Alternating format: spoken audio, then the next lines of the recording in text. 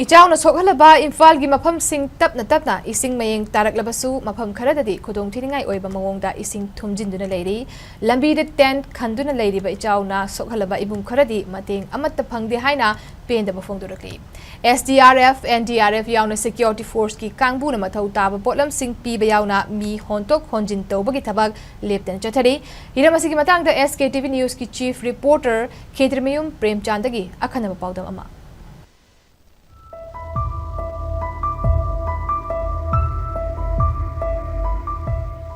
Khoraman kaithil gi ising na thumjilamba mafam ayamba ising tangtharakuna kaithil kana bahore adubu ising na thumin khiba dukan kya sit sengmagi thabaksu chathanari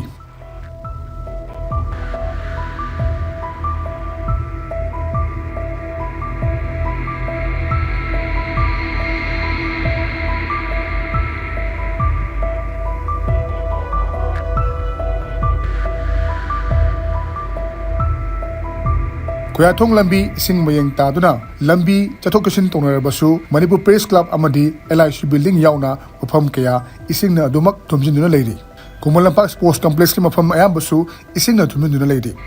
Nareng mukha laikai gi ichaw mayok nariba imungsing lenga ki mating amata fangde haiduna penda ba fongdong narakhi lambi chidaida ten khanduna imung kaya ahin yak tuna leiri lenga ki mating khara phangba medical team laklamba mapham kharasu adumak leiri haurakpadagine kari gumam phangde akhoi phalam ju loiningai re isingju sai khwang yawi manung je tu masi yoramini dege handa ju kai bangje laite sai dege laikhong kolin kari gumam phangdi kai lekai ne phisa laireng mam laka kai gum khai lekai tu committee honda laisi loi phangya khoi de ama phangde akhoi yum tara mu sai de i garak sane Dolan ba mayam puna mo lai thomina ba sai pareng je adu akhoi di sing jaw na ba sinida maning na kai dang chaw ro ba sin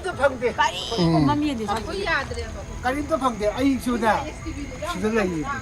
ni ken ai yum suda de hosik se yum chang ma yat SDRF NDRF amadi security force kangmuna ising na thumjilamba yum sing da changduna mathau taba polam sing yohanbagi thabak chathari lonana mi hondo khonjin tawbagi thabak su chathari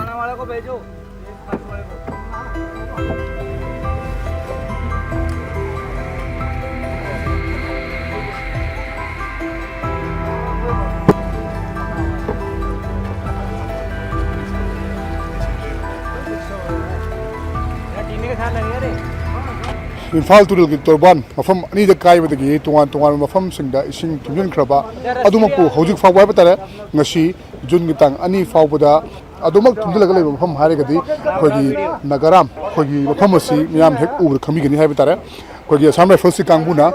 relief materials sing, Tinba, Aduga Manung, the Gitor Mushing, Tony Mushing, Tola Bogi, Taboxi, later the Tari.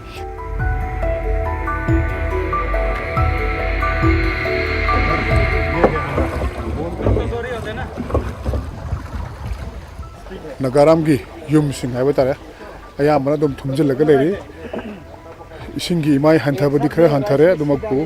hojik leiri prum si yum ayamba lonmok thumjilli habatare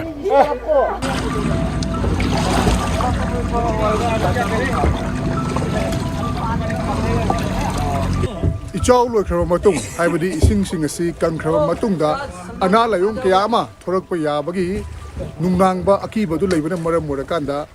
medical gi oiba team sing mafam sana ichaw na chokala mafam sing da yingsin bagi tangai fadaba leiri SKTV news ki damak Khetrmayum Premchand Imphal